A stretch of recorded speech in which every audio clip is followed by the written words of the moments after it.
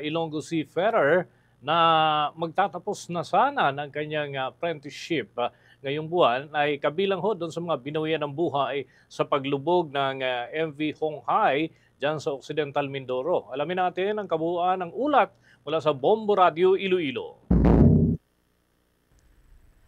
Labis na lungkot ang bumalot sa isang pamilya sa Leon, Iloilo matapos na kumpirmang kabilang ang kanilang mahal sa buhay sa mga nasawi sa paglubog ng barkong MV Honghai 16 sa karagatang sakop ng Malawan, Rizal, Occidental, Mindoro. Kinilala ang biktima na Ilonggo Seafarer na si Mark Dave Calopez, 24 anyos, residente ng Barangay Captain Fernando Leon nitong lalawigan. Sa panayam ng Bombo Radio kay Rosalina Calopez, ina ng biktima, sinabi niya bagamat Martes pa nang mangyari ang insidente, Huwebes na nila nalaman na kabilang ang kanilang anak sa mga bangkay na na-recover. Sa mismong engine room, nakita ang katawan ng kanyang anak kasama ang isa pang kasamahan nito. Ibinahagi rin ng pamilya na isa sa mga plano at ipinangako ng biktima sa oras na makapagtrabaho ay ang ipaayos ang kanilang bahay at maiahon ang kanyang pamilya sa kahirapan. Saad pa ng pamilya, 1 linggo na lamang sana at matatapos na ng biktima ang kanyang apprenticeship at makakauwi na sana siya at magsisimula na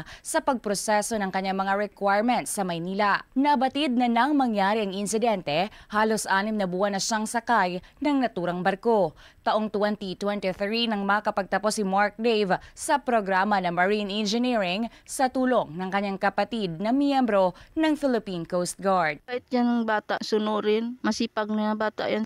Kahit hindi mo sinasabihan na kung anong gagawin niya, ginagawa niya, tumutulong talaga siya. Oo, mga April siguro, sabi ng kasama niya, nagchat sa akin na may balak silang mag-uwi ng April. Pero kaso ang kasama niyang taga Miagao, 1 January pa lang bumaba na siya ng barko. Si Rosalina Calopez, ang ina ng Ilonggo Seafarer na si Mark Dave Calopez.